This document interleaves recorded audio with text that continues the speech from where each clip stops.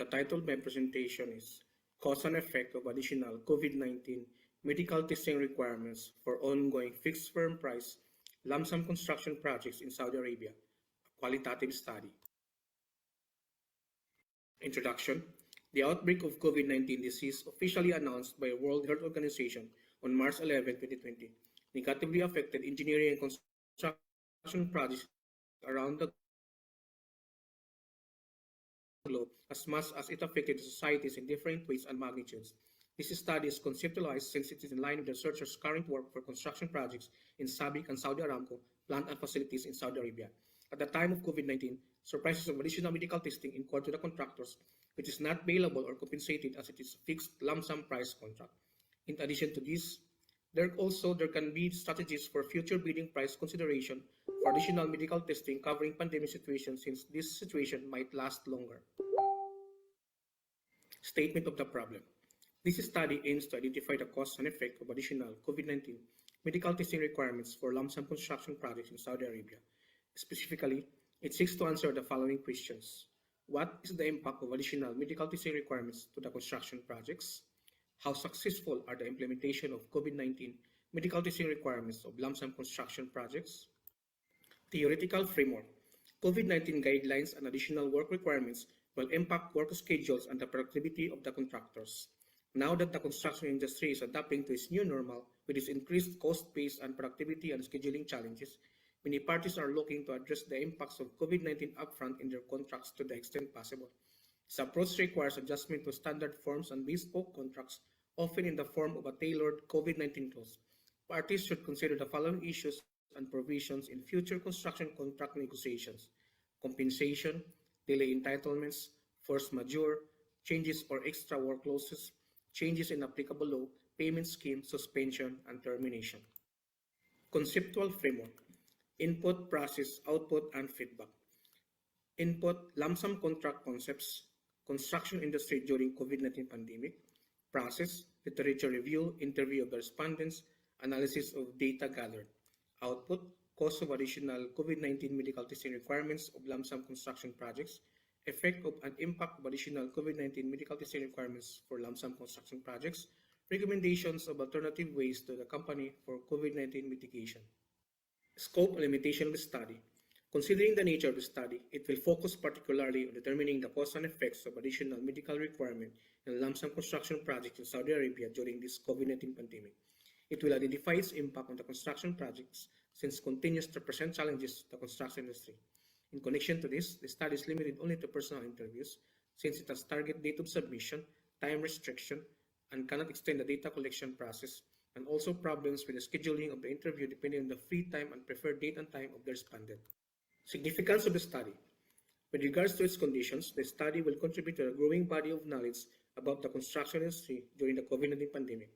There have been an increasing number of researches and publications regarding the pandemic, but there are only a few that tackles the causes and effects of additional medical requirements in the construction industry, especially in lump sum projects. Aside from this, the study will also help construction companies to have knowledge on the current situation regarding this requirement and can prepare strategies to improve the issues and problems and be able to adapt to the new construction environment during the pandemic.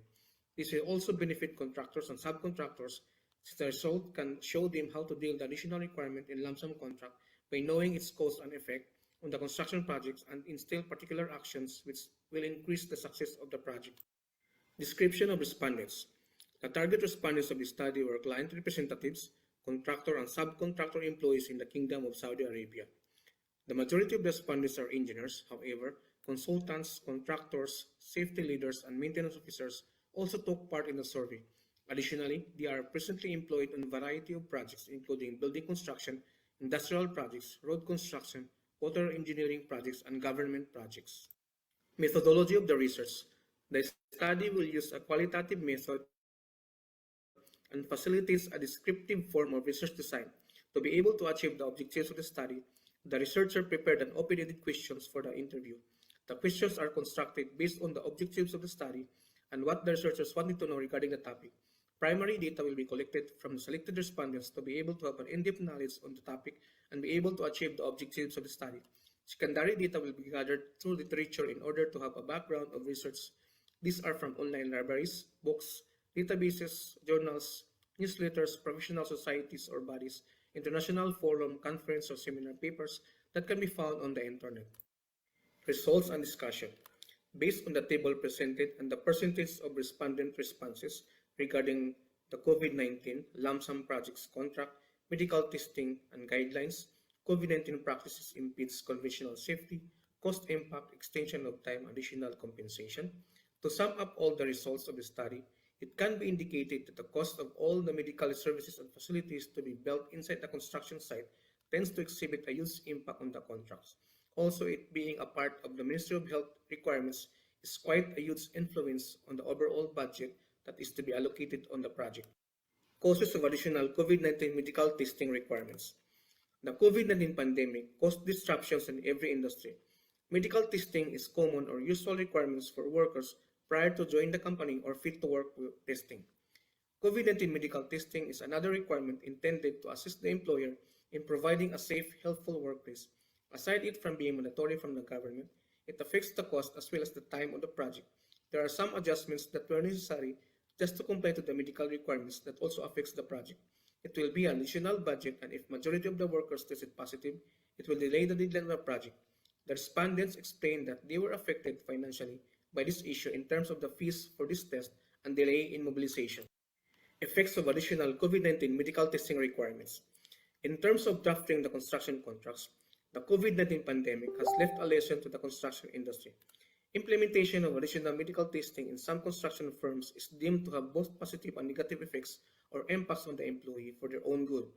The respondents believe that there should be anticipation of the expected events and risk must be considered in the contingency budget allocation. There is also an option to increase the fringe and benefits of the workers and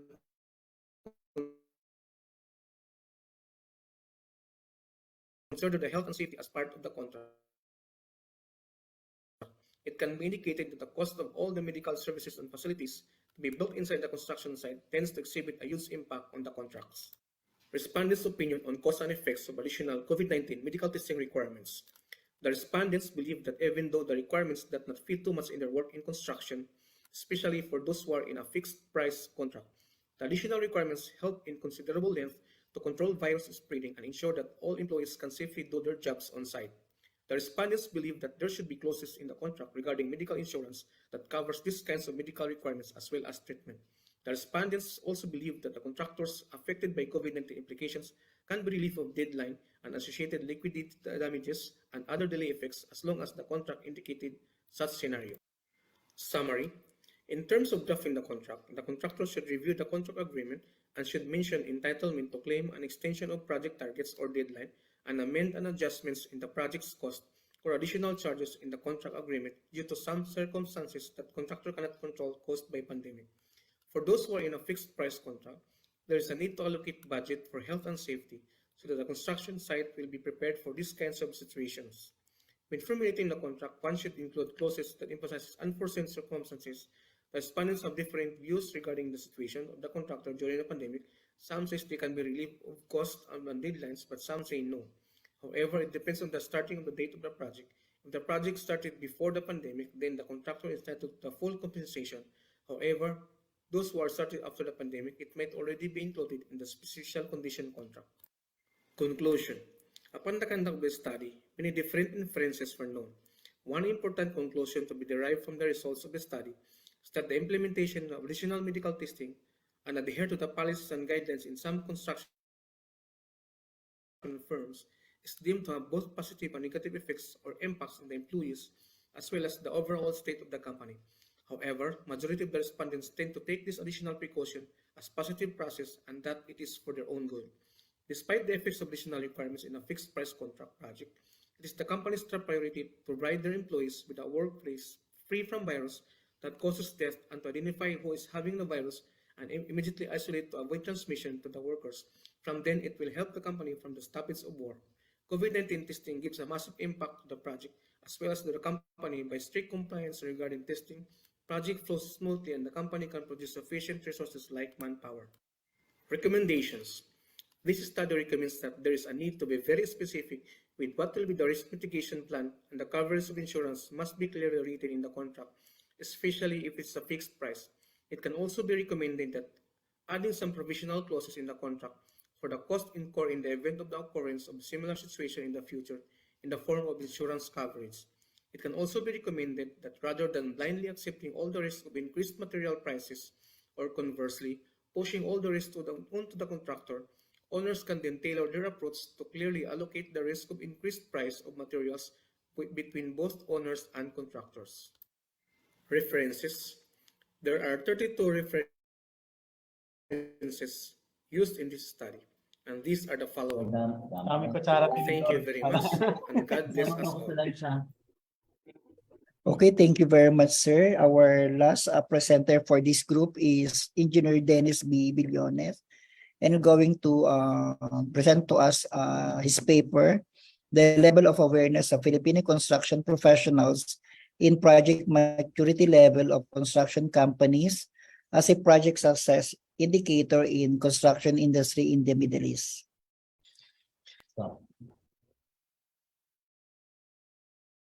Greetings, distinguished guests and to all the presenters. This is Dennis Villones, graduate with Bachelor of Science in Civil Engineering and currently working abroad as an estimating engineer. I'll be presenting to you my research thesis titled The Level of Awareness of Filipino Construction Professionals, Project Maturity Level of Construction Companies as Project Success Indicator in Construction Industry in the Middle East.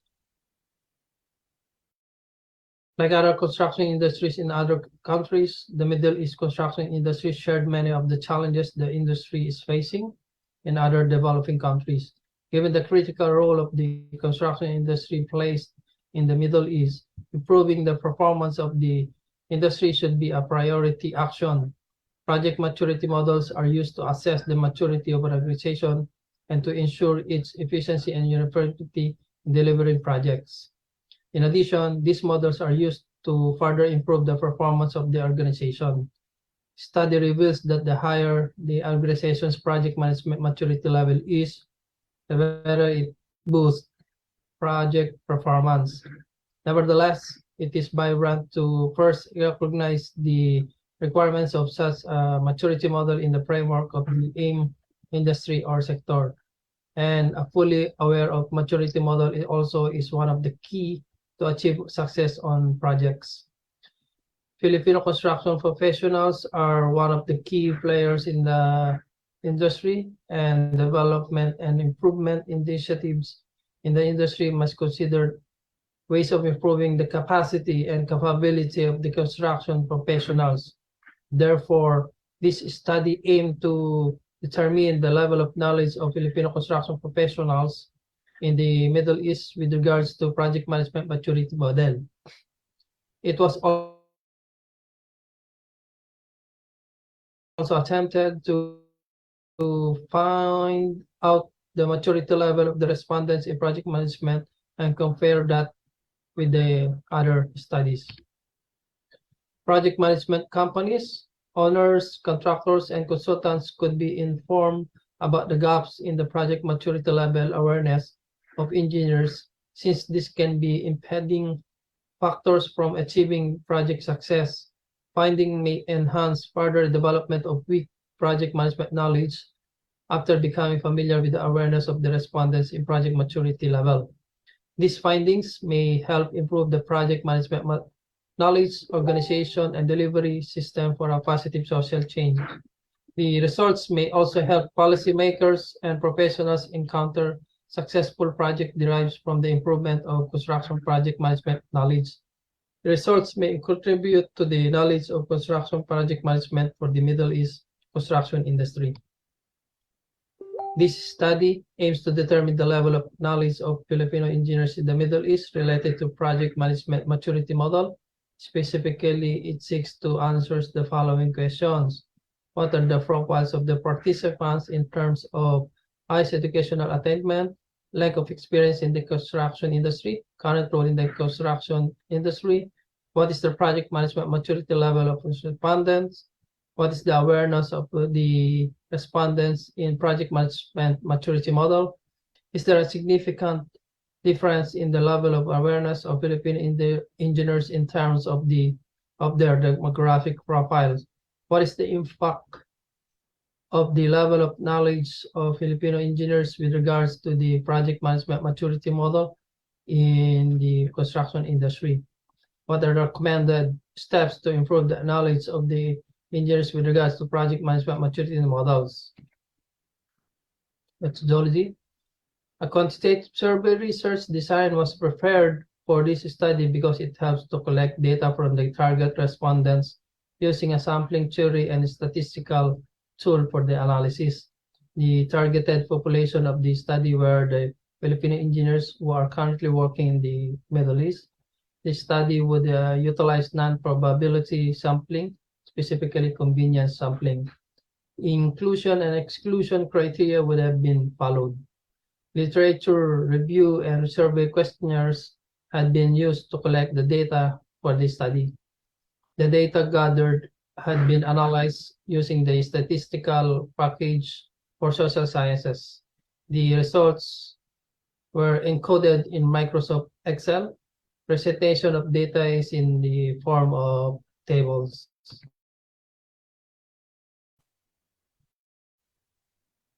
These demonstrations elaborate the results and discussions from the data gathered from the respondents. Survey questionnaires were disseminated to 200 professionals in the Middle East, and based on the results, there are a total of 67 respondents who voluntarily participated in the research study. The researcher asked what are the profiles of the participants in terms of highest educational attainment, length of experience in the construction industry, current role in the construction industry. Findings: majority of them have bachelor's degree who are working in the Middle East construction industry. Most of the respondents have more than 10 years of experience in the construction industry, and none of them have less than 3 years of experience. Most of them have positions that were not in the choices given, while 16 of them are project engineers, 13 are project managers, 6 are MEPFs engineers, and 2 are architects. Conclusion: majority of respondents were primarily bachelors with more than 10 years of experience. Recommendation: conduct further study with the same structure, focusing on the highest educational attainment to determine if there is a significant difference on the respondents' assessments in terms of educational achievement. This could have a big impact towards the level of the awareness with regards to project management maturity model. What is the project management maturity level of the respondents? The respondents were asked which of the level best describes their current company's maturity based on the said levels and their company's recognized industry best practices and standards. Findings: most of them responded that their current company has level 3 maturity, which means that all project management processes are in place and established as organizational standards. Others answers that they are in level 5. 70.9% answered that they are level 4. Conclusion: most of the respondents rated their organization's project management maturity model is above level 3, wherein all project management processes are in place, established, and actively used. This indicates that they know the project processes are well implemented in their organization. Recommendation: it is recommended to conduct continuous assessment of maturity by the construction professionals to determine the success of improvements efforts that the organizations undertook and to create a new action plan for further improvement measures. What is the awareness of the respondents in project management maturity model? Findings: 83% of the respondents are aware of the concept or idea of project management maturity level. 90% of the respondents are aware of the project management knowledge area. Conclusion: it can be observed that most of the respondents are totally familiar with the project management maturity model and knowledge areas. However, there are still a few who consider the knowledge areas not applicable for them or for their organizations, and few also have lack of awareness in some of the areas indicated. Recommendation: although awareness in the project maturity levels and knowledge areas got the highest results, the researchers emphasizes that training and understanding above about project management maturity model and its best practices should be introduced in higher education institution. Is there a significant difference in the level of awareness of Filipino engineers in terms of their demographic profile? Findings. Symmetric measures shows that the respondent's role in a construction company is significant to the awareness in project maturity models. Symmetric measures resulted also to that the years of experience of respondents is significant to their awareness in project maturity models, as well as their awareness in project scope management as a knowledge area. Conclusion, it has been found that role and length of experience of the respondents were significant to determine their level of awareness on project maturity models. Professionals who are just starting their role in their organizations or their organization is not practicing the project management processes could be resulted on lack of knowledge about project management maturity model. Recommendation, education about project management maturity model and its best practices must be introduced in a higher education institution. It is recommended also that construction companies in the Middle East should continue investing in project management maturity to improve their maturity levels. What is the impact of the level of knowledge of Filipino engineers with regard to the project management maturity model in construction industry? Record shows most of the respondents have totally knowledge about project management maturity model. Conclusion, the higher the awareness level, the more chances that the project is finished successfully, since maturity levels measures the organizations or companies' complexity in terms of project management processes. Their awareness impacts the construction project since it determines whether they know that the organizations or project processes are standardized and are well implemented. Having knowledge on the standards and processes will help construction professionals resolve issues immediately.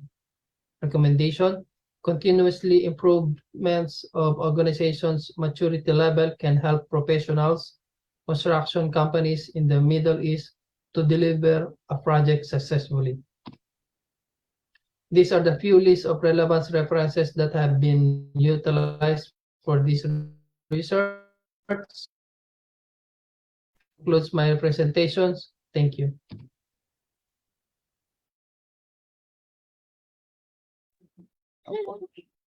Okay, maraming salamat po. Maraming salamat. Thank you very much for the 5 presenter.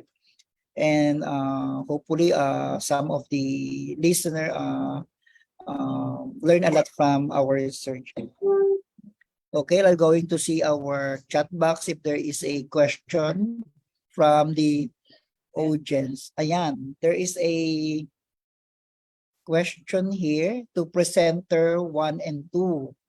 Yeah, so our presenter 1 and 2 is Sir Viomel and Sir Vicente.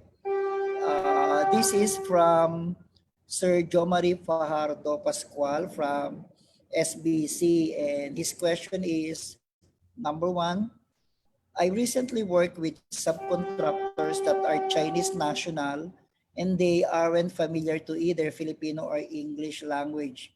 His question is, how does project management plays a big role in the problem of language barrier in the construction, especially those projects that there is no common language to use?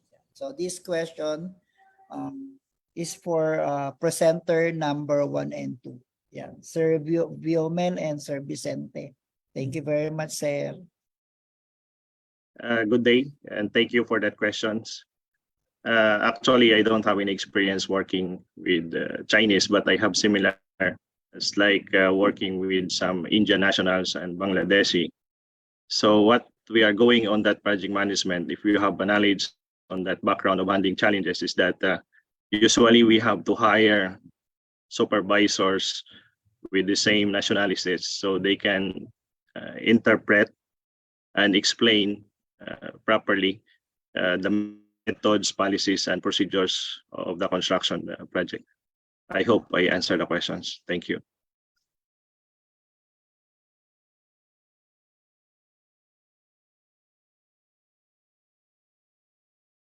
Hello, good afternoon to everyone. Good afternoon, Prof. Bernabe. Yes, Well, sir. my thesis is not in center of the, dealing with the multinational workforce or other nationalities.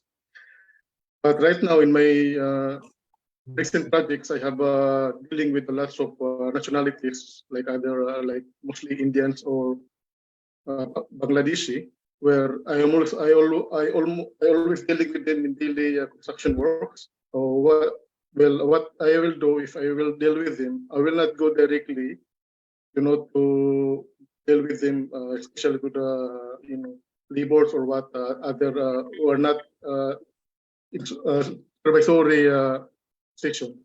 So what I will do, I will negotiate with their with their engineers and their formers who know how to speak English, and I will explain to them that what is going to be to explain to that workers or specific laborers that they can communicate well with their own language. And I think that is the basic one in the construction type, that that you have to not to go directly to the workers, but you have to go with the supervisor that supervising them. So I think I hope that I answered the questions. That's all. Thank you. Okay, thank you very much.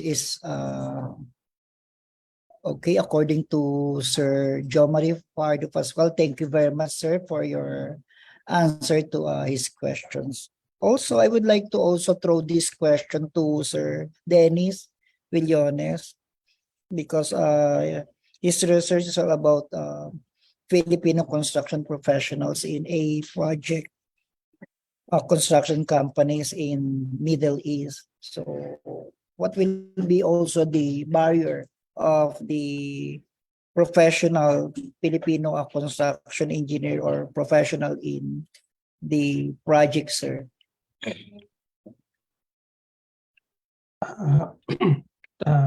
First of all, thank you very much for that wonderful question, sir. Like others, or like we know that Filipino construction professionals are one of the key players in the industry. And with regards to the questions that is there any problems of regarding the language barriers in the constructions? I believe that most of our, or majority of our Filipino professionals in the Middle East are well educated and well with regards to language. They are well educated in and can adapt whatever wherever they will work, especially in the Middle East.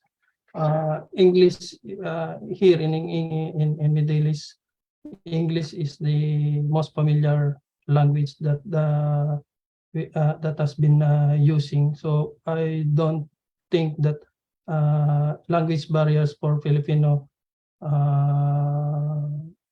professionals are a big problem. I hope I answered that correctly. Thank you very much, sir, for that question. Okay, thank you very much. Okay, so I would like any more throw question to the researcher whose research is pertaining to COVID-19. Pasensya na, sir, I will not anymore ask question pertaining to that. Okay, since we are done with our Q&A, so may we request for a photo op. Thank you very much.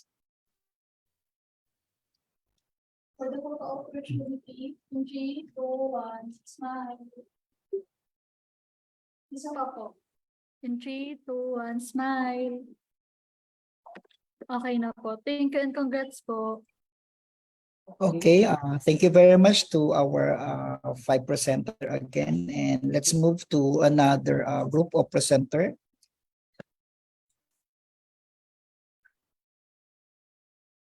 Okay, the first presenter to our next group is Engineer Jerzel Coronacion, and he'll going to present to us the research which is all about the importance of quality awareness training for the construction project in the Kingdom of Bahrain.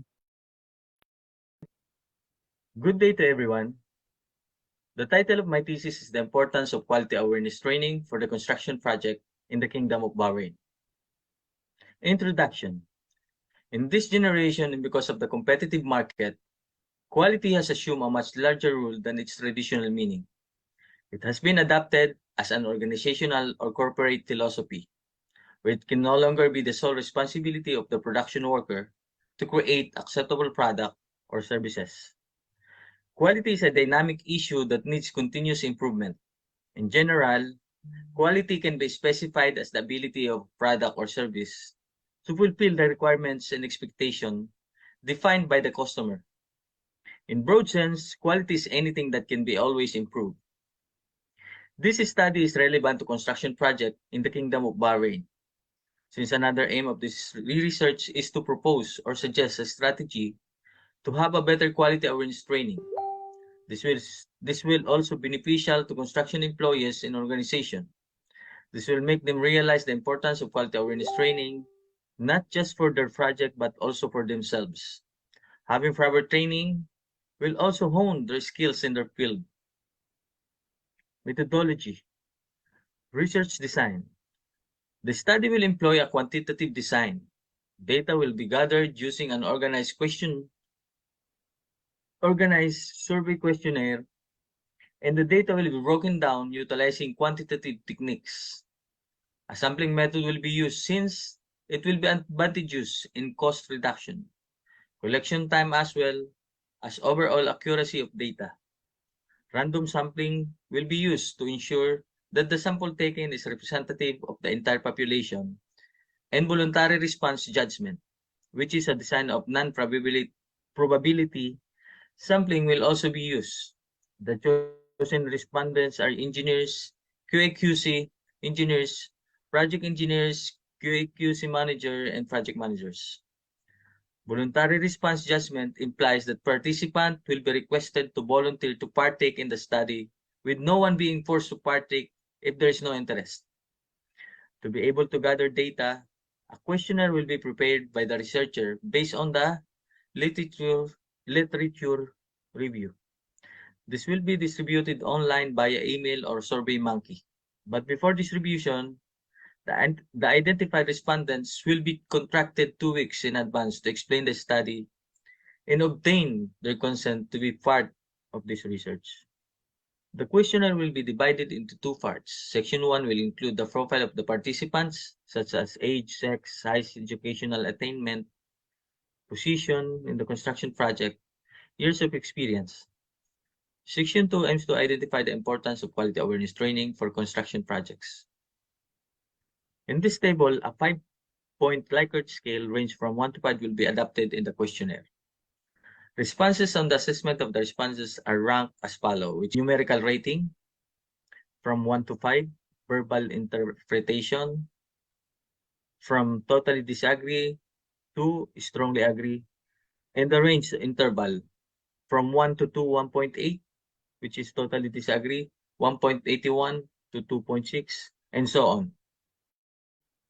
One-way analysis of variance, or ANOVA, used to determine, test, and evaluate if there were significant difference on 2 or 3 independent given data set samples group.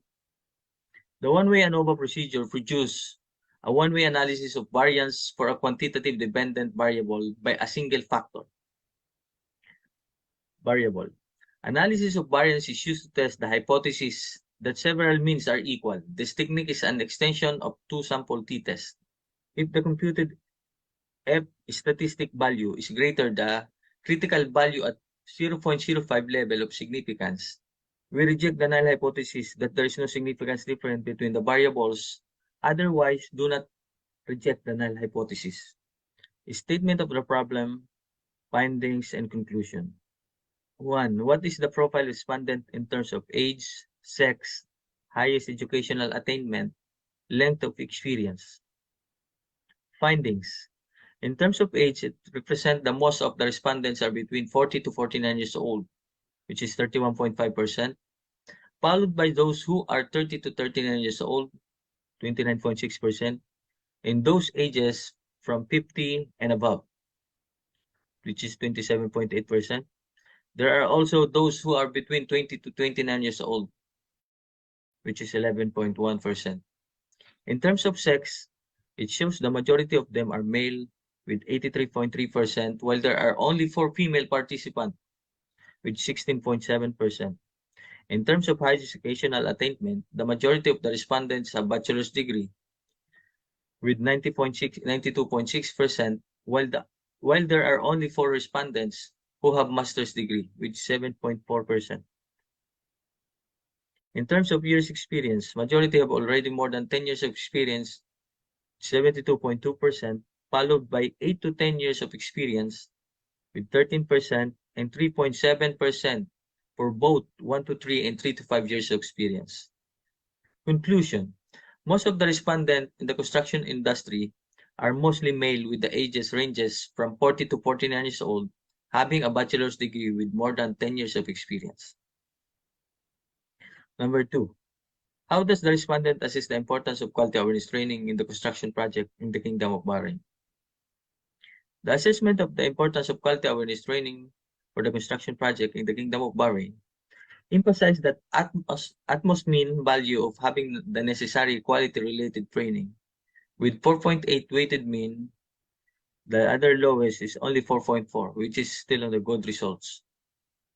Based on the findings of the respondent's assessment on the importance of quality awareness training for the construction project, the result shows with a grand mean of 4.5, which is equivalent to strongly agree. Number 3. Is there significant difference in the perception of the importance of quality awareness training in terms of the respondent profile? When the respondents were grouped by age, it was revealed that all of the indicators have a p-value greater than 0.05. Conclusion. As a result, the null hypothesis is accepted, and there is insufficient evidence to conclude that there is a significant difference in the importance of quality awareness training based on age.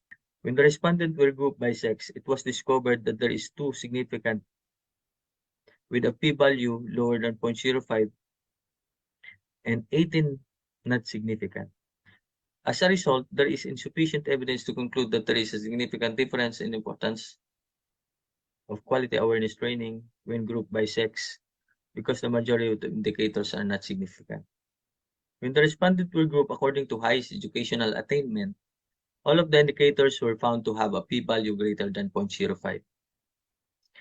Conclusion. As a result, the null hypothesis is accepted, and there is insufficient evidence to conclude that there is a significant difference in the importance of quality awareness training when grouped according to educational attainment.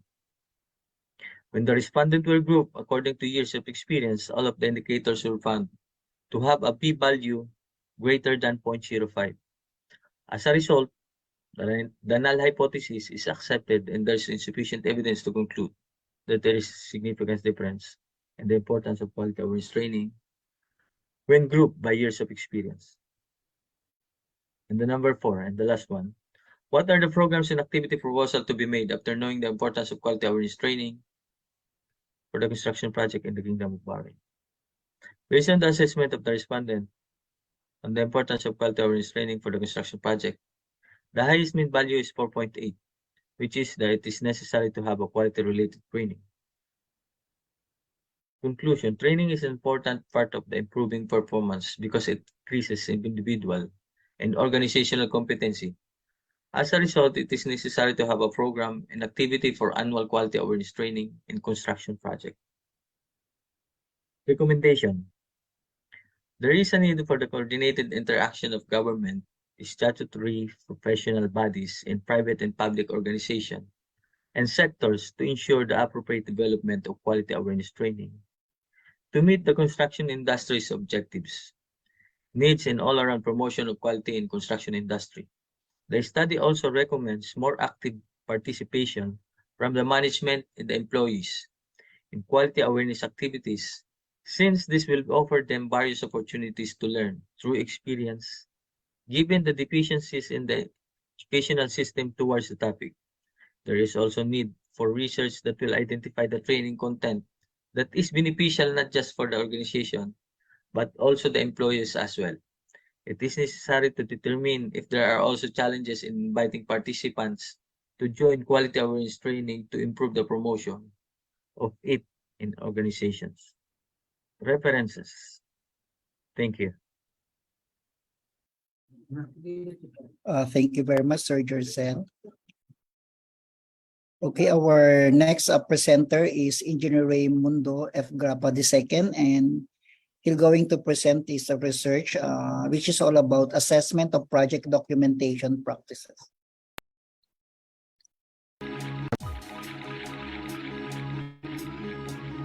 Good day, everyone.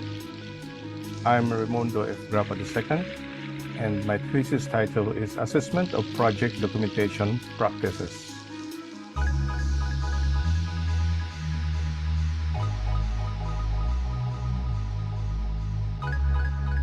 Here's a brief profile about myself. I graduated BS in Civil Engineering in Silliman University, Dumaguete City in 1987. Currently working as Senior Civil Engineer in oil and gas company based in Bahrain, an asset regular member, and ASEAN engineer.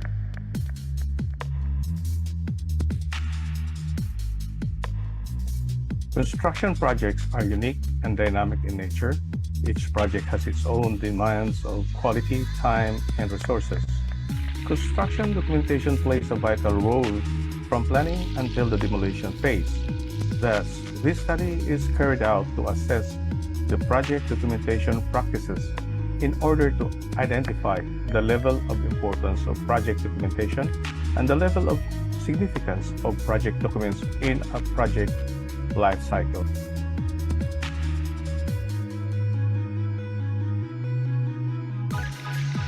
By reading project documentation literature, several gaps were noticed on the study of the importance of project documentation.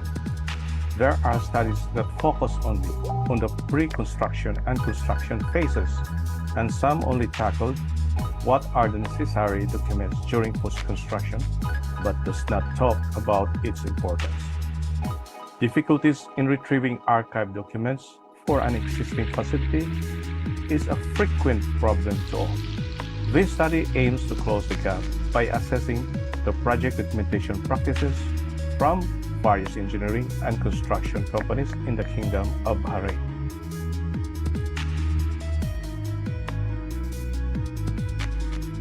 This study will assess the project documentation practices from various engineering and construction companies in order to identify the level of importance of project documentation and the level of significance of project documents in a project life cycle. Specifically, this sought to answer the following questions. What is the profile of the respondents in terms of age, gender, highest educational attainment, position, role in the project, and years of experience? How do respondents assess the project documentation practices? Is there a significant difference in the assessment of the respondent of the project documentation practices when respondents are grouped according to profile? As an output, what is the proposal, recommendation to improve project documentation practice? And the null hypothesis in the study is that there is no significant difference in the perception of the importance of project documentation and the significance of project documents when respondents are grouped according to their profile.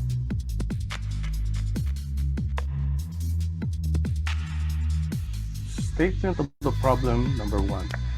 is the respondent's profile according to age, gender, highest educational attainment, position, role in project, years of experience.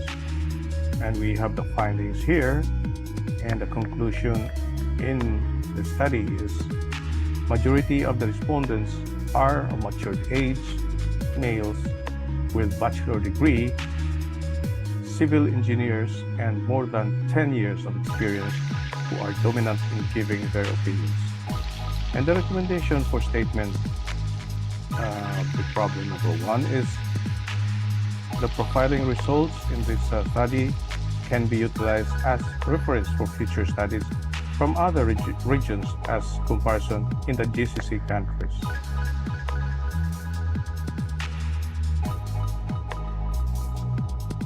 Here is the chart showing the percentage of the profiling results. So here for age, you can see 40% are 50 and above. For gender, majority is male, which is 88%. And for education, 88% are of bachelor's degree. And for the experience, we have 86% having 10 years and above experience.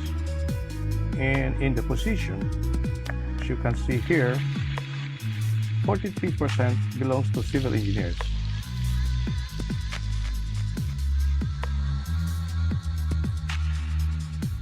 Statement of the problem number 2 is the assessment of the respondents about project documentation practices. We have here 2 sub-problems: the level of importance of project documentation and level of significance of project documents. And we get the findings here, and it is interpreted. The conclusion is, it is also evident that the respondents have generally agreed of the importance of project documentation and significance of project document in a project life cycle. And the recommendation is, the assessment suggests that there should be a proper system in order to achieve an effective project documentation process.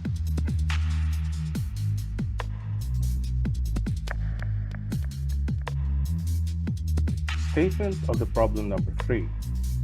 Significant difference of the respondent's assessment on the project documentation processes. Here, we applied statistical treatment in order to identify if there is significant differences. And we got the findings, and the conclusion and interpretation for this is that the overall results have shown that there is significant differences in the assessment of the respondents on the project documentation practices when respondents are grouped according to profiles. Hence, the null hypothesis is therefore rejected. And our recommendation is that to conduct further studies to screen a larger sampling population in GCC and from other regions in order to compare the significant differences determined in this study.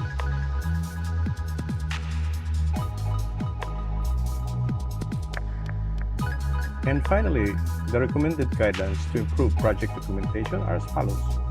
Companies should upgrade their project documentation process, such as having an updated software for the documentation. The employees should be continuously informed of the project documentation process in construction project to avoid errors in filing and to avoid gaps in construction records. Although the familiarity in the documents is high, there still should be a training on the project documents, especially in its usage and its basic documentation. All personnel should be responsible to ensure that notes are made correctly and are complete with all pertinent information needed by the project. And the last is, it is also recommended that a document controller is hired, which is only focused on the proper filing of the documents of the project, so that there will be a focal point person for records purposes.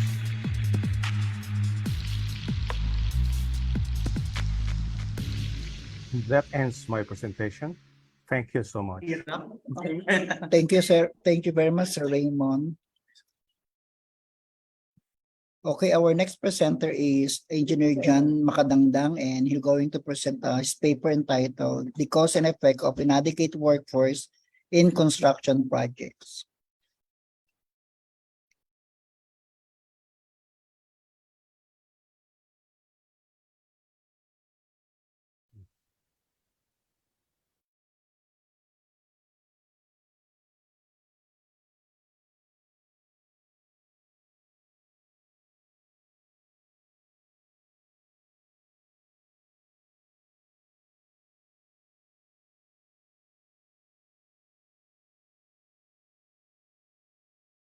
Good day, everyone. My name is Engineer John L. Makadangdang, and my research title is "The Cause and Effect of Inadequate Workforce in Construction Projects."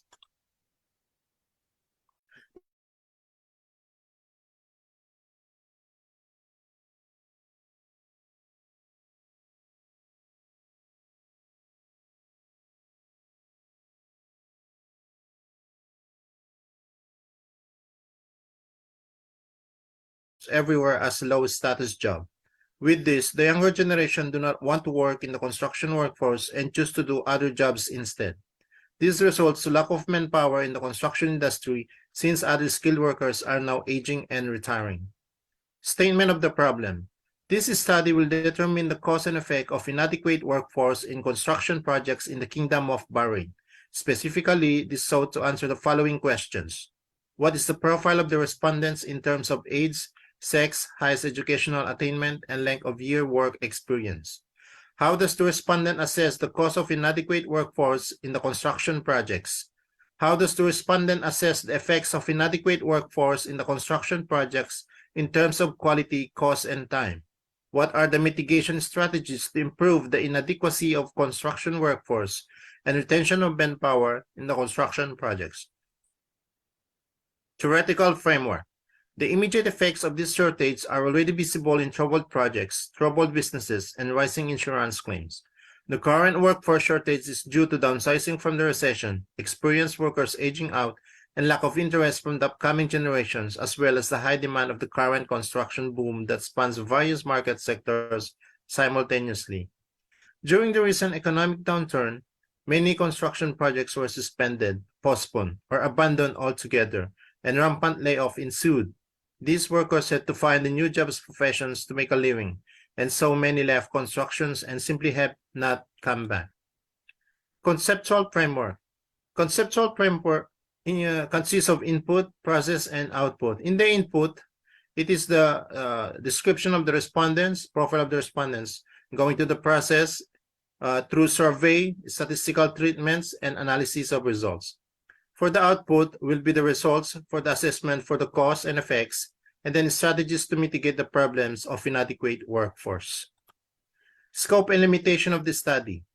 The scope of the study only focuses on the cause and effect of inadequate workforce in construction projects in the Kingdom of Bahrain. This is also tackles some strategies and actions to mitigate the challenges faced by construction companies due to high demand of workforce needed today.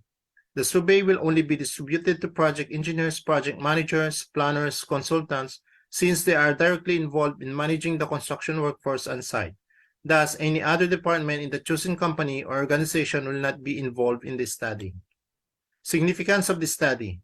This study is relevant to the construction companies in the Kingdom of Bahrain. It is necessary to determine what are the causes of inadequate workforce to be able to create a system or strategy to ease the problems in the acquisition of manpower for the construction industry. It is also important to have knowledge about the effects of this problem to be able to devise a plan on how to control these issues in a construction project. This is also beneficial for project engineers and project managers who are directly involved in handling the workforce on site. They can create a strategy to maintain the current manpower they have and achieve high retention rate. Description of the respondents. The study population selected are project engineers, project managers, planners, consultants who are currently working in construction projects in the Kingdom of Bahrain. Since the focus of the topic is the cause and effect of inadequate workforce, they can be a valuable source for the research because they are directly involved in managing workforce in construction projects. The demographic profile of the respondents are in terms of age, sex, highest educational attainment, and length of years work experience. Methodology. Research design. The study will employ a quantitative design since it will deal with a large amount of information to be able to achieve the objectives of the study. Tradition of inquiry and data generation method. Survey will be carried out to obtain indicative data from carefully selected respondents from different construction companies and engineering organizations in the Kingdom of Bahrain. Source of data. The questionnaire was designed according to the objectives of the research by reviewing literature dealing with inadequate workforce in construction projects. Journals, books, theses, published and unpublished articles online will be the source of secondary data to have a broader knowledge of the topic and be able to compare the results of this study to other research work. Instrumentation. One-way ANOVA test, the statistical package for social science, and Microsoft Excel will be used to analyze the data. Results and discussions. For the profile of the respondents, there are 51 respondents who participated in this research. Majority of the respondents are qualified and survey questionnaires are qualified as stimulated in the data generation methodology. The causes of inadequate workforce. The first findings is the aging of workforce, which have a mean of 3.68%, and the verbal interpretation of the respondents is agree. The highest is the increased demand of craft workers, which have a 4.36 mean, which strongly agree. The other is the poor wages, which have a mean of 4.22, which the respondents strongly agrees in it. The effects of inadequate workforce, mean and verbal interpretation for effects of inadequate workforce in terms of quality. The highest mean for the findings is the lower quality of output, which have a 3.96 mean, and the verbal interpretation of the respondents is agrees in it. In terms of cost, the highest is the loss of company profit, which have a 4.02 mean and agrees for the respondents' interpretation. In terms of time, the highest is the schedule of delays, which have a mean of 4.18, and the respondents agrees in it. Mitigation and strategies. These are the findings for some mitigation strategies for the cause and effect of inadequate workforce. As you can see in the table, the highest is the employees should reward good staff properly and provide them with good opportunities to develop and progress, which have a frequency of 29. And respondents, 56.9% agrees in it. The summary of findings. There are 21 respondents who participated in the study, and majority of the respondents are mainly male with ages 40 to 49, with a bachelor's degree with more than 10 years of experience in construction industry. Most respondents agreed that the given factors were the cause of inadequate workforce in construction, while in terms of the effects, majority had agreed that productivity, time, and quality are the most affected. For the given strategies, most of the respondents agreed that using new technologies will help resolve problems in the shortage of labor, and they are not sure if retaining those workers who are already of age is a good idea, since construction works is high risk. Training and reward system is a must and can help in retaining works in the project. Conclusions. The current workforce shortage is a veritable perfect storm of low supply due to downsizing from the recession, experienced workers aging out, and lack of interest from the upcoming generations, as well as the high demand of the current construction boom that spans various market sectors simultaneously. The construction sector is also struggling to meet that increasing demand for its services because of an increasing industry-wide skill shortage due to lack of promotion even in colleges and universities. There is still an uninterrupted problem in the treatment of workforce, and this had impacted the image of construction industry, which has a negative effect on the mind of the youth and making them not to think of it as an option for a job. All these are because of the continuous problems in the construction sector that needs to be resolved. Due to these causes and effects, cost, quality, and timely delivery of the project is affected. Recommendation. Reskilling and training can help build the workforce you need for the future and retain talent displaced by organization changes, including automation and outsourcing. Instead of losing productive, loyal employees that have deep knowledge of your business, consider a truly human approach that offers them new skills and help redeploy them. As an industry, we need to take responsibility for our skills problems and collectively develop appropriate solutions. We need to avoid triple threat of spiraling costs, eroding quality, and increased accidents on site. Skill shortage should not be seen as a problem, but in a solution-oriented industry, we are about finding solutions. We must continue to tackle the challenge and not to leave it until it's too late. Here are some of the references for this research study. That's all my presentation for today. Thank you very much. Thank you very much, Sir John. Our next presenter is Harrison B. De Jesus, and we're going to present his paper entitled Success Factors in Leadership Style of Project Manager in Construction Industry. Good day, everyone. I would like to present my research paper titled Success Factors in Leadership Style of Project Manager in Construction Industry. My thesis advisor is Dr. Joseph Berlin Wanzon. Construction industry is the vital sector of any country's economic output. The industry plays a crucial role in contributing to national targets for economic and social needs. Leadership is one of the most important and essential factors in project and construction management. Neglecting the development of your leadership can hold you back from reaching the next level in your career.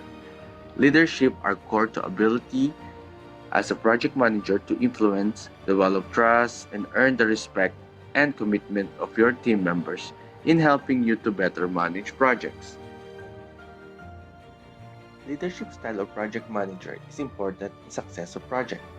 Several studies have established a relationship among character, leadership style, and their contribution to project performance.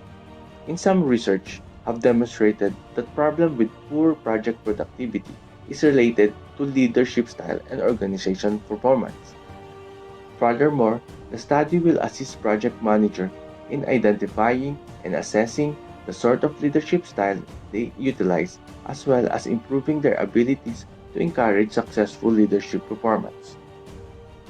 The aim of the research was to identify the leadership style of project manager that contribute to the success of the project. To understand leadership style of project manager and its effect in project success.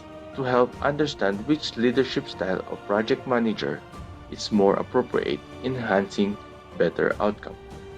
Lastly, to enumerate different leadership style of project manager that they are using in various situations and circumstances. Methodology. This research is a qualitative approach with the goal of providing a precise investigation of current practice of project manager. The research identified every project manager who had 2 years or more of experience working in the construction business. The researcher interviewed the project manager using semi-structured interviews. According to the research results, participants adopt various leadership styles depending on their individual perspective, belief, expertise, experiences, and personalities. Democratic leadership is the most preferred style of leadership, although democratic leadership does not necessarily imply that is the best leadership style in every circumstances. Participants in this study pick it as their top preference. On the other hand, study demonstrate that the individual does not respond well in an autocratic leadership style. Blend of many leadership styles might be special and useful in project management. Finally, this research on leadership style suggests that there is a certain leadership style that can help project manager carry out his professional succession and achieve project goal as well as serve an assessment of their own present leadership and decision making. Recommendation. Project manager success is primarily determined by their leadership style. Therefore, the project manager must determine the most appropriate leadership style for each circumstances. Based on the organization, a project manager must decide which leadership style is the best. Even if some of these styles are different from one another, each one serves a particular purpose. To summarize, project management places a high value on leadership style. It is very important to be familiar with them all. Conclusion.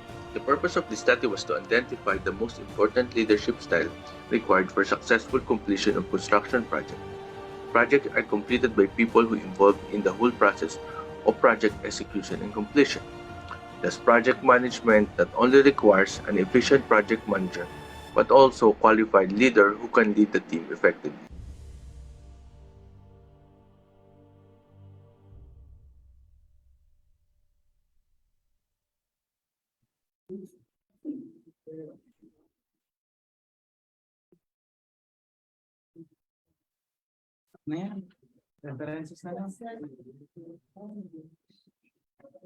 Thank you very much, Sir Harrison. Our last presenter for this group is Ma'am Pauline Joyce Reynosa, and going to present her paper entitled "The Cost and Technical Analysis of Formwork System of High-Rise Building Using Analogous Estimation Approach, a Case Study."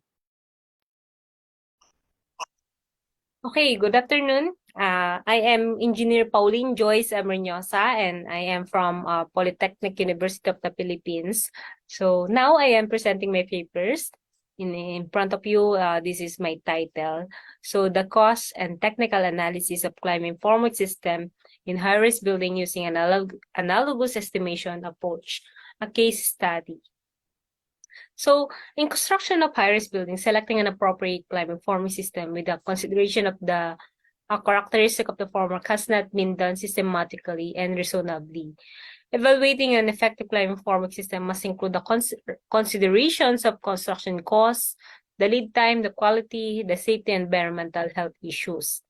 This research will contribute to a more scientific and reasonable decision-making process for a construction professional than the existing non-scientific method in determining the formwork system for a high-rise building projects. So here's the statement of the problem. So the study's aim is to propose a guidelines in selecting an effective formwork system for a leading real estate developer. So specifically, it's sought to answer the following questions. So number one, what are the construction details of a selected high-rise building projects under the real estate developer's construction management? Number two, what are the different types of formwork system used in a construction of high-rise building projects? Then number three, what is the data analysis of different climbing formwork system used in high-rise building project in terms of cost and technical analysis? So number four, what influence or beneficial factors of climbing formwork system in terms of the operation, the socioeconomic, the sustainability, the risk management, and the technical? And last but not the least, what are the guidelines in selecting a climbing formwork system as the output of the study? So the studies aim to propose a guidelines in selecting a climbing formwork system for a high-rise building projects using analogous estimation approach. Mixed method research of quantitative and qualitative approach was used in this study. It focused on collecting and analyzing the data from a relevant literature and the agreed results from the survey questionnaires. So upon getting approval from the concerned authorities, the survey questionnaire will distributed to the target respondents, the construction management, the contractors, and the safety practitioners. So the collected data were analyzed using the Likert scale and the cost evaluation and technical analysis of different climbing formwork system. So these are the findings based on the cost, the technical analysis, and the results of survey questionnaire. The following findings are hereby presented. So number one, the custom-made formwork system, it's partially or fully equipped. It has a highest total cost per square meter of the formwork system compared to the climbing formwork system, or the mock climbing formwork system, or the real climbing system. So number 2, the custom-made formwork system were easy to use, but the time factor was very high and its short lifespan reduced the number of reuses. So the climbing formwork system had a good casting quality, speedier erection, and more recycling times than the previous system. The initial investment is higher, but the more it is used, the more economical it will be. So number 3, the respondents agreed that using a climbing formwork system is effective in terms of operation, socioeconomic, sustainability, risk management, and technical. And the following factors have the highest weighted mean. It helps the speed of the construction. It reduces the direct and indirect cost of the project. It provides better environment quality, the sturdy formation supported and efficiently reinforced to maintain the shape and stability. And last is the optimal design that facilitates the safety setting and reduces the load by minimizing the system's weight. So in conclusion, or based on the foregoing findings, the researcher drawn the following conclusion. Number 1, the selected projects on this case study have more than 20 floor levels. The researcher concludes that the construction duration of the high-rise building was not based on the formwork system or the formwork area and the floor levels. It is based on the output of the formwork system used and the construction process. Number 2, the formwork have different types of materials appropriate to the site condition and the building design. Based on the result of data analysis, the automatic and real climbing formwork system are more suitable formwork system than the custom-made platform system that used in high-rise buildings.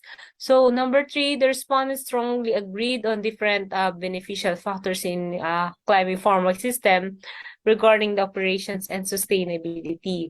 All factors affecting the socioeconomic, the risk management, and the technical have a verbal interpretation of the agreement with the respondents. So the guidelines in selecting the effective formwork system are based on the data analysis in terms of the cost and the technical specifications of different formwork system. The researcher imposes that the respondents' verbal agreement on the beneficial factor in this survey questionnaire, specifically in terms of operations, socioeconomic, sustainability, risk management, and technical, should consider in selecting an effective climbing formwork system in order to achieve the target milestones of the projects. So according to the analysis of Viswanathan in the year 2019, construction cycle time, duration of the project, and the climate condition were found to have a strong influence on the time performance. Similarly, maintenance costs, the transportation costs, and the capital costs were found to have an influence on the cost, performance, and the quality, safety, type of formwork, and adaptability have a strong, significant influence on the quality performance. So here's the recommendation based on the foregoing findings and conclusion. So number 1, the researcher recommends to actively explore the effective means of applying construction technology in formwork system for further studies, which is of great significance in promoting and development of the high-rise building construction industry. Newer formwork technologies which could substantially alter how the concrete is placed may require further research.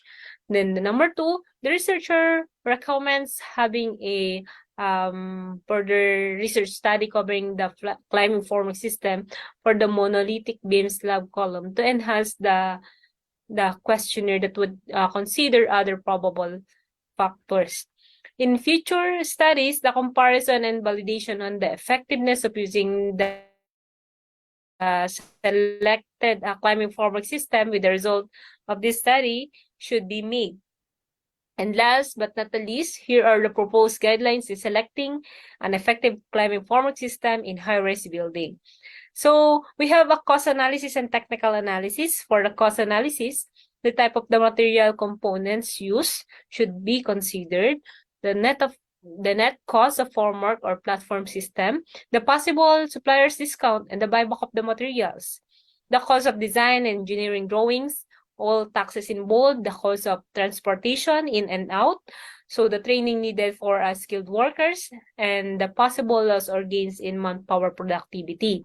While on technical analysis, we have safety features and the pros and cons of using different types material as a formwork system. So the engineering drawing to resist all load that will use, the possible risk in procurement, the formwork condition using second-hand or rental formwork to avoid the safety and quality issue during operation, and the estimated length of time to change the wall thickness that should ponder the possibility of accelerating the system's operations.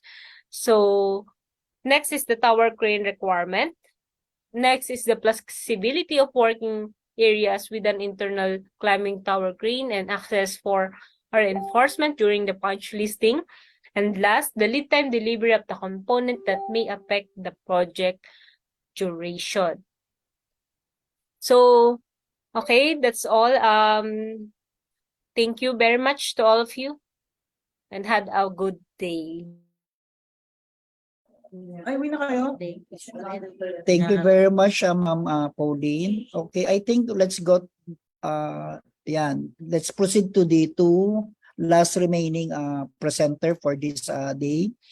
Okay, the next presenter is Johaib Hassan Sain, and going to present his paper entitled Challenges Faced in Online Education and Learning in Pakistan During COVID-19 Pandemic. Greetings to all.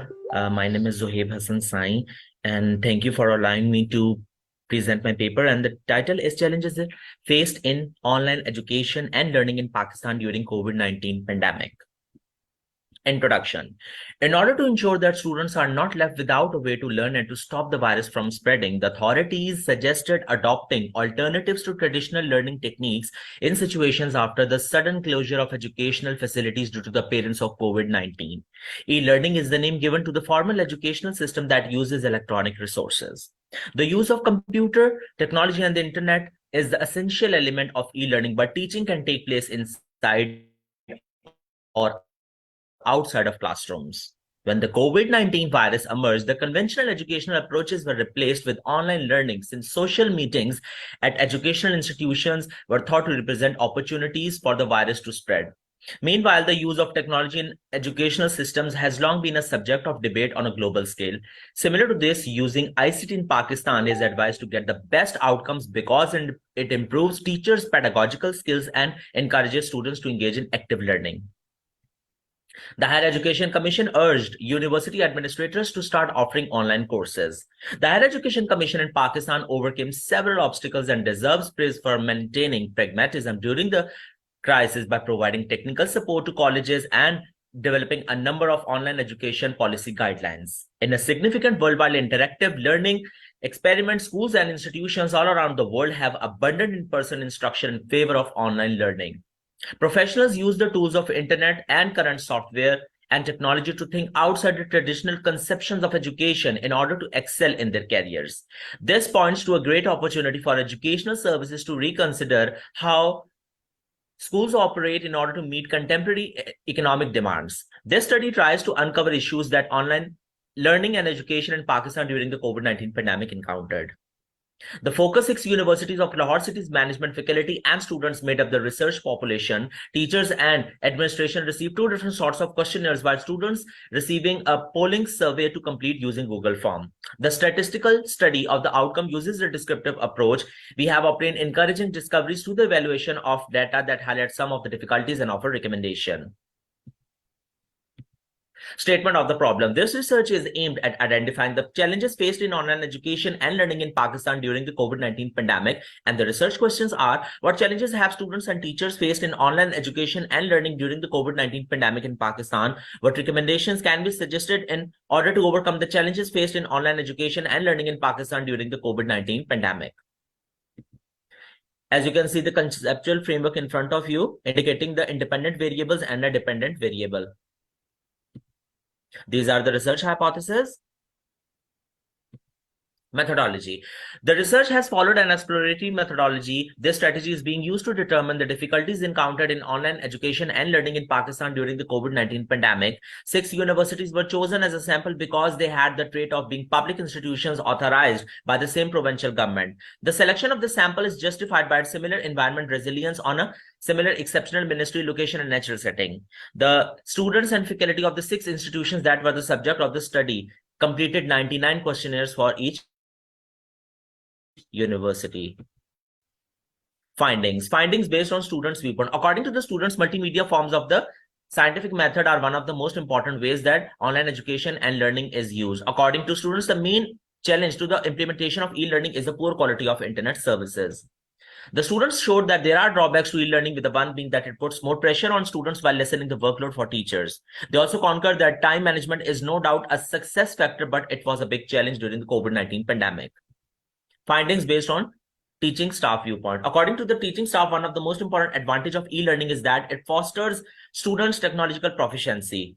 The teaching staff acknowledges that there are challenges in implementing e-learning, with the one of the biggest challenges being the high expense. The teaching staff acknowledges that e-learning has drawbacks, with the one being that in comparison to traditional learning, it necessitates financial support. All members of the teaching staff concur that preparing the staff for various technological applications presented difficulties. They also acknowledges that low quality of internet services is the biggest obstacle to the deployment of online education and learning. Conclusion. Online education and learning have a real chance to turn a new leaf and use the opportunity to shift towards a better future as Pakistan moves through the deadliest day of the coronavirus outbreak. To achieve this, it will be necessary to think outside the box and apply creative, proactive, and constructive tactics throughout the entire industry. More generally, the pandemic has been significantly influenced by online education and learning. Despite the numerous barriers, there are approaches to increase accessibility and cost effectiveness of education and learning.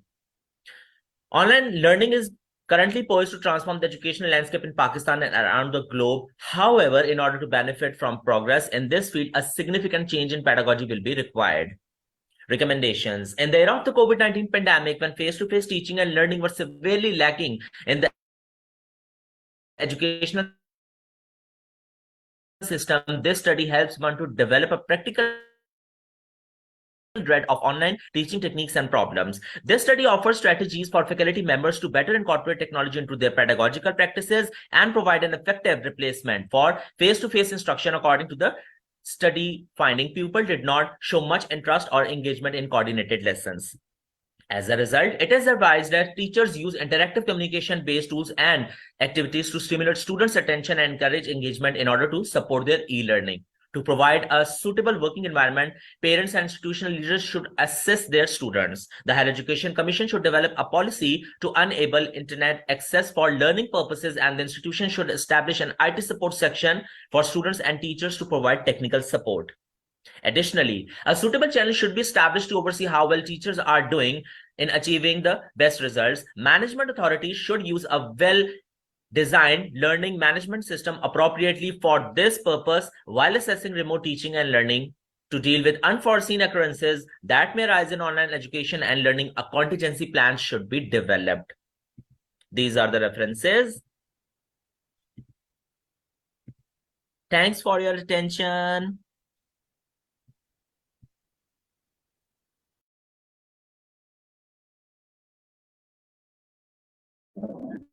Okay, thank you very much, sir. Our last but not the least presenter is Rod Kenneth V. Lubong, and he's going to present his paper entitled Managing a Framework of Project Success for Fabrication and Installation Stages of 18 TPH Biomass Boiler Project for Coconut Processing Plant.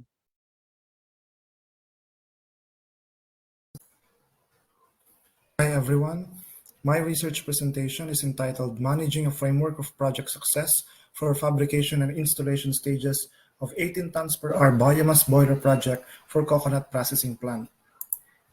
Introduction. The success of a project is believed to be the utmost objective in all business industries.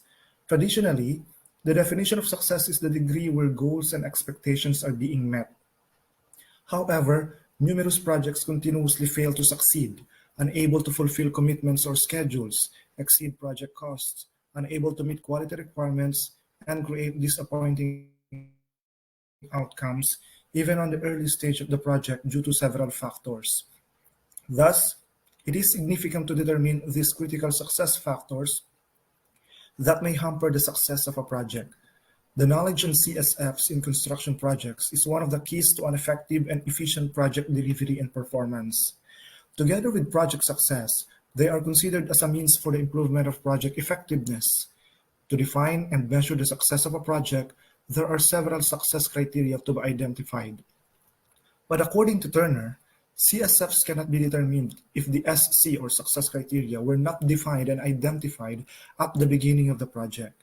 Therefore, ascertaining both the CSFs and SC of a project right at the initial stage can achieve the greatest objective of a project, which is the success.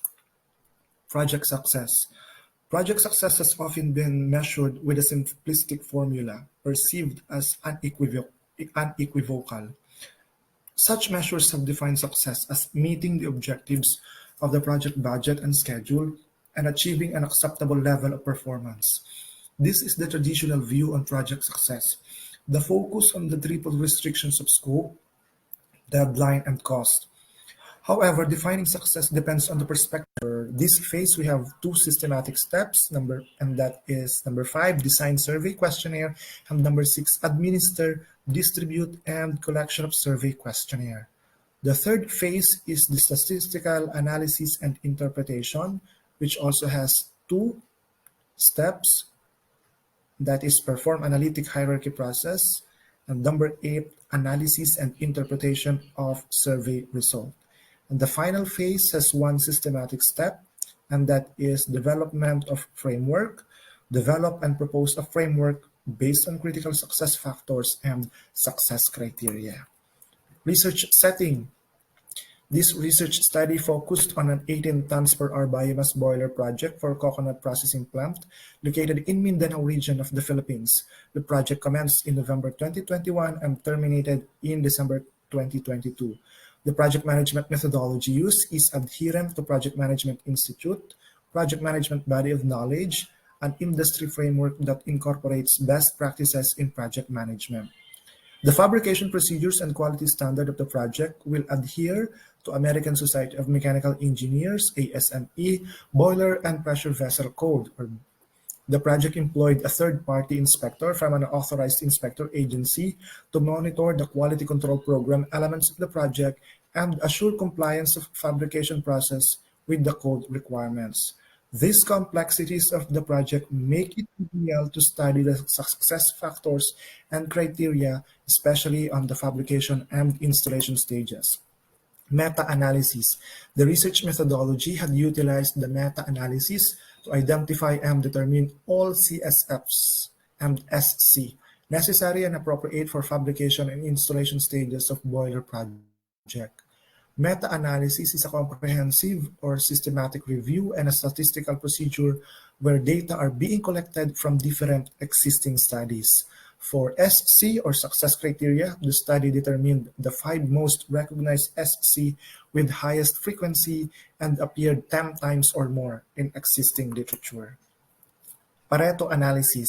A statistical technique by Pareto was utilized to determine the priority CSFs among all identified factors from previous literature. Pareto analysis is also called as the 80-20 rule, and it is a technique in decision-making that generates a significant overall effect from the selection of limited number of tasks.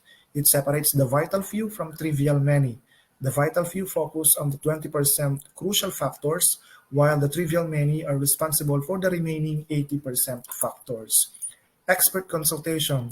Consultation with the experts through the development and administering of validated survey questionnaire was the second phase of research methodology. The survey questionnaire was designed and developed based on the result from the Pareto analysis and was distributed to and collected from the members of the specific project.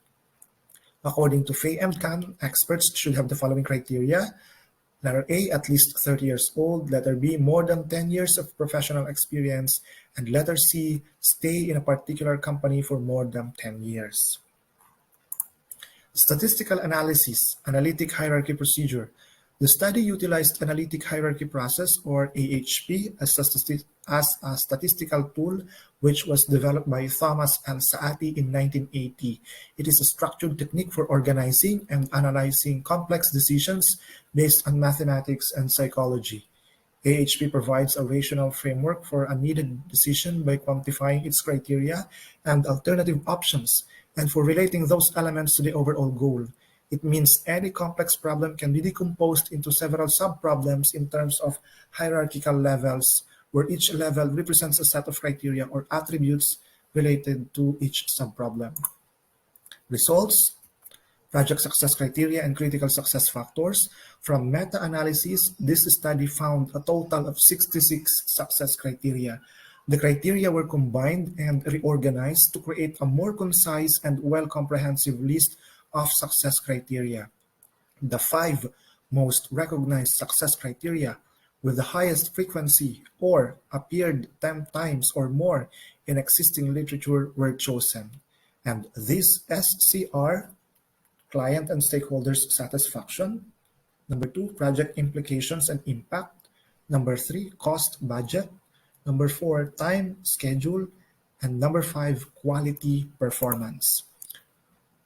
Project success criteria and critical success factors. For the pool of CSFs, or critical success factors, the study found a total of 516 CSFs, and it was observed that most of the factors share the same context. Therefore, algorithm for combining and reorganizing should be provided to create a more concise and well-comprehensive list of CSFs. The organized CSFs from the results of the research, screening, and synthesis of the existing literature were reduced to 33 CSFs.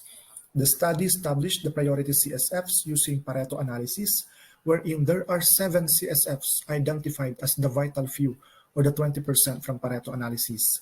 These CSFs are: number 1, project team technical capabilities and competencies. Number 2, strategic planning.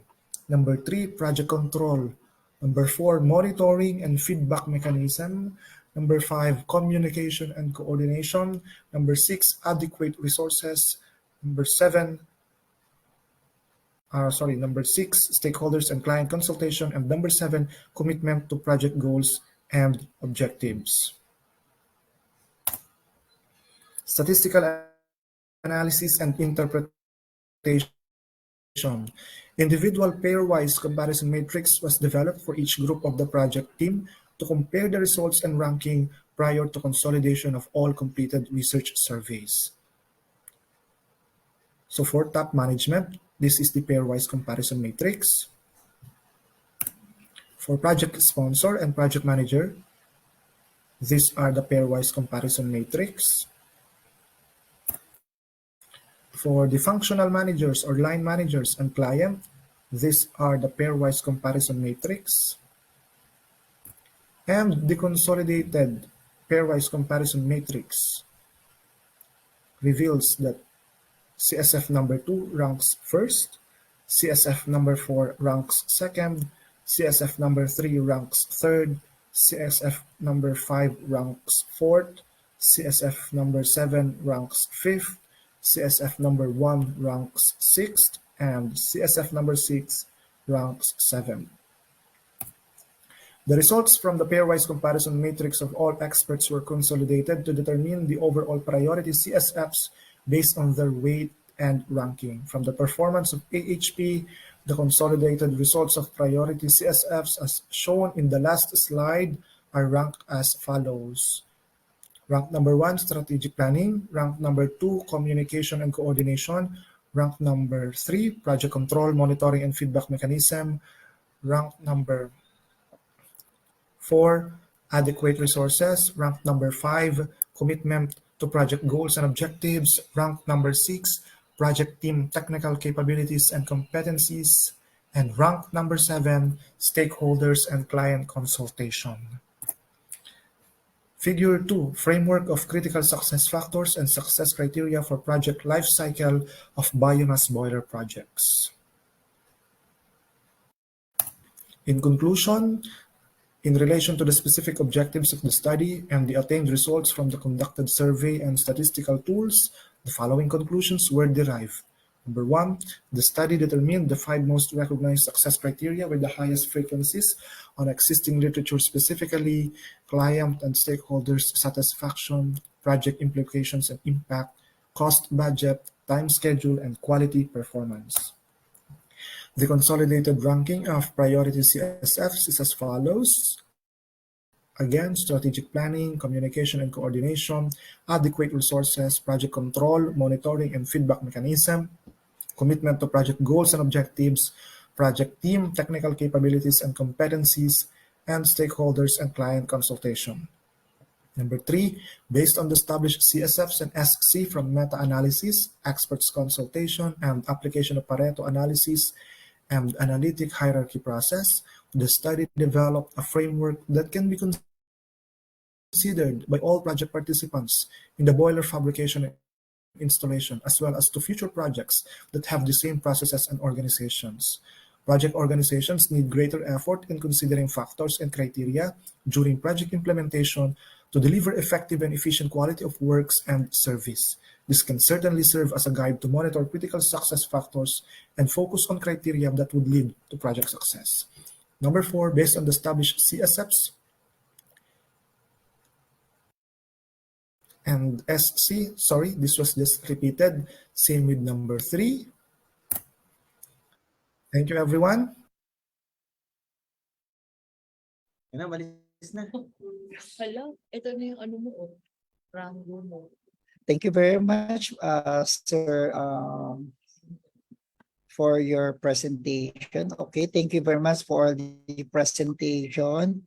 Okay, according to our chat box, there is a coming from Engineer Michael Lilib, and this question goes to presenter D1 sub 20. I think for Ma'am Pauline Reynosa, Ma'am Joyce. Hello, sir. The question is, the question, ma'am, is considering quality, cost, delivery, and safety, which do you think will be the best climbing formwork system solution for core wall construction typically used on high-rise building? Thank you very much, ma'am. Okay, sir. For me, the best climbing formwork system is the automatic climbing formwork system. Based on my previous company, we delivered the project on a 39 program schedule with a high quality performance and also with a 0 fatality. Though we know that a higher investment, it requires a higher investment at first, but the project or the developer or the owner will save on the manpower and also on the buyback of the materials because of the number of use of each materials. So that's all.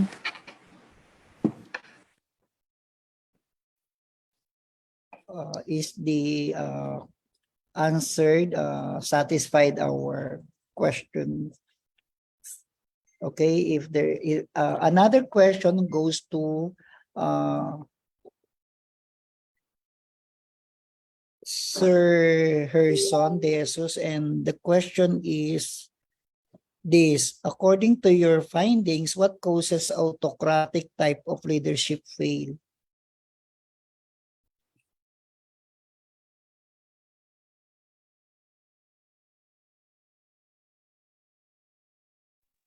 Hello, sir.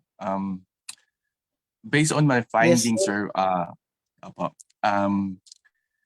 so my participants, sir, they said that autocrats, I think, is that a much younger generation, so they tend to be more democratic. So they want fresh ideas and gain ideas from for their other teammates.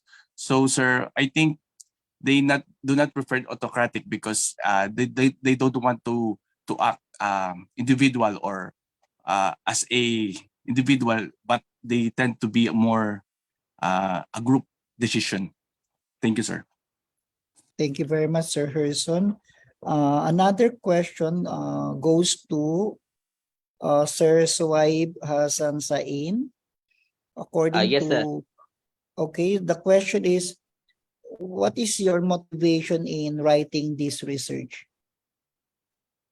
Actually, sir, my motivation is to give overview regarding the situation that was occurred, that was happened in Pakistan during the COVID-19 situation, that all the higher education institutions were closed and students and teachers both faced a lot of challenges regarding online education. So I want just to throw light on this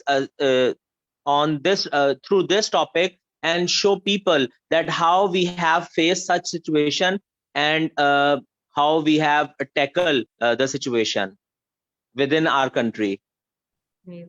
Okay, thank you very much. Okay, I think that's the end of our question and answer. May we request the presenter to open their camera for our photo ops. Thank you very much, sir and ma'am.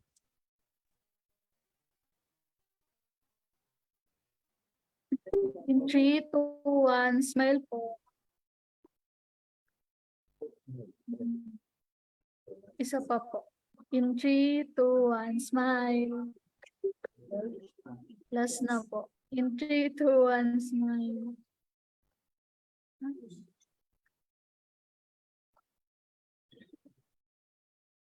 Okay, thank you very much.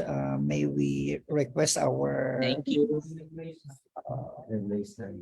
MC to proceed to the last part of our program. Thank you very much, Sir Rudolph.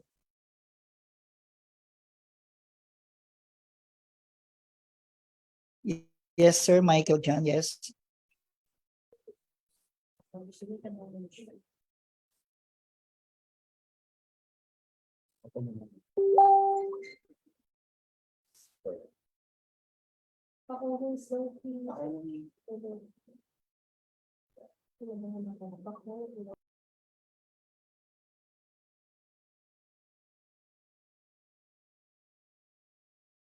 Okay, good evening. Let us now proceed to the awarding of certificate of recognition to the presenters.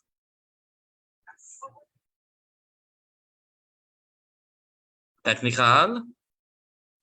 To award the certificate, may I request Engineer Paul Michael C. Guntalilib for specialist in the Open University System, Dr. Arvin R. De La Cruz for specialist in the Open University System, and the Engineer Rene A. Tanasas, Mechanical Engineering Professor. Hi, good afternoon. Good evening, should I say. So congratulations to all the presenters. So maybe we can flash the blank certificate of recognition. All right. Let me zoom in. So the certificate of recognition is awarded to for parting invaluable passion for innovation, knowledge, and development through the research title, which was presented in the International Conference on Project Management with a theme pursuing excellence by fostering best project management practices, held on February 3 and 4, 2023, given this third day of February 2023 via Zoom conferencing. So first, may we give the certificate to Engineer Carlos O. Lerin with his thesis entitled Identifying Challenges in Managing Projects During Schematic Stages, Basis for Implementing a Strategic Model for Virtual Design Team. So let's give him a round of applause. Next, this certificates awarded to Mr. Marielito L. Perpetua with his thesis entitled The Top Contractual Problems That Affects the Performance of Construction Projects, a Development of a Work-at-Risk WAR Framework. All right, let's give him a round of applause. Next is for Engineer Herbert E. Piano with his thesis entitled Strategic Impact of Earned Value Management as an Approach in Determining the Challenges of Construction Companies. Okay. Next one, certificate goes to Engineer Viomel Soquera with his thesis entitled Challenges of Handling Multinational Workforce in Construction Industry in the Kingdom of Bahrain. Next certificate goes to Engineer Vicente Omicpin Jr. with his thesis titled Investigating Communication Breakdown on Construction Industry in the Kingdom of Bahrain. The next certificate goes to Engineer Froilan Cabanatuan with his thesis entitled Operation and Maintenance O&M, Challenges, Causes, Effects, and Recommendations for a Special Single Source Material in Construction Projects. All right. Next, and last on my list is Engineer Aljunvir Virtudazo with his thesis entitled Cause and Effect of Additional COVID-19 Medical Testing Requirements for Ongoing Fixed Firm Price Construction Project in Saudi Arabia, a qualitative study. Okay, so let me pass now to Doc A.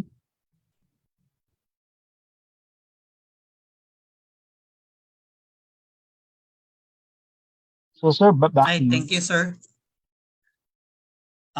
For the same citations, the certificate of recognitions for presenting the paper entitled Implementing of Safety Management of Selected Construction Companies in Manila is awarded to Reynaldo C. Carolino. Same citation with the title Identifying the Challenges and Recommendations for Managing Commercial Fit-Out Projects with Sustainable Requirements in the State of Qatar, awarded to Arlan P. Beltran. Next is Material Procurement Evaluation for the Road Construction Projects. Leo is awarded to Leo Mamaradlo, sorry. And then the same citation is awarded to the topic, a comparative analysis of various contracting strategy used to optimize facilities management of remote residential complex in Saudi Arabia, awarded to Silvio M. Brino. Okay. And then we have the next same citation, Social Cost of Selected Road Construction Project in La Union, awarded to Predel de Vera. Next is same citations, a strategic approach in managing oil and gas construction project in United Arab Emirates, awarded to Jumar J. Ramirez. And last on my list, a same citation of certificate of recognitions is awarded to the topic Implications of Practices in Construction Work Packages, a strategic framework for effective work implementation, awarded to Engineer Ian P. Erojo. And next would be presented by Engineer next si Sir Tanasas.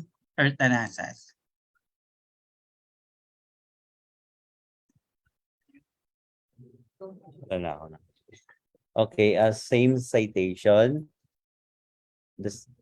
The certificate of recognition is awarded to Dennis Billones. This is titled The Level of Awareness of Filipino Construction Professionals and Project Maturity Level of Construction Companies as the Project Success Indicator in the Construction Industry in the Middle East. And the other one is to Jerzel Coronation. This is titled Importance of Quality Awareness Training for the Construction Project in Kingdom of Bahrain. And the next is Raimundo Grappa II. This is titled Assessment of Project Documentation Practices. And the next one is John L. Makadangdang. This is titled The Cause and Effect of Inadequate Workforce in Construction Project. The other one is Gerson B. De Jesus. This is titled Success Factors in Leadership Style of Project Manager in Construction Industry. And the other one is Pauline Joyce M. Reynosa. This is titled The Cost and Technical Analysis of Climbing Formwork System of High-Rise Building Using an Analogous Estimation Approach, a Case Study. The other one is to Juhaib Hassan Sain. This is titled Challenges Faced in Online Education and Learning in Pakistan during the COVID-19 pandemic. And the last one is Rod Kenneth Lubong. The thesis title is Managing Framework of Project Success for Fabrication and Installation Stages of 18 TPH Biomass Boiler Project for Coconut Processing Plant. That's all, and congratulations.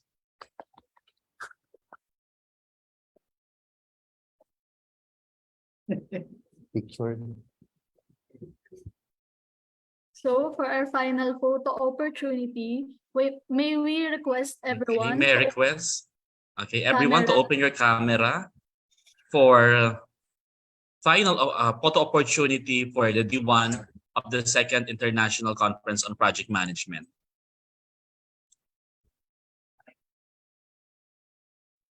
In 3, 2, 1, smile. So next slide.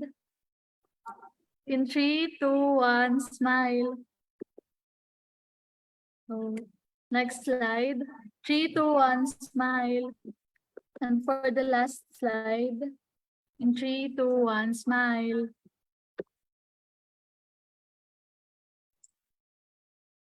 Thank you very much, Engineer Tanasas, Engineer Guntal Lilib, and Dr. De La Cruz. So to the researchers, thank you for sharing the results of your study. We hope that we consider these findings in our decision making, especially in the project management. Okay. The evaluation link is already available in the chat box. Okay, and may I request everyone to join us in singing of the PUP hymn.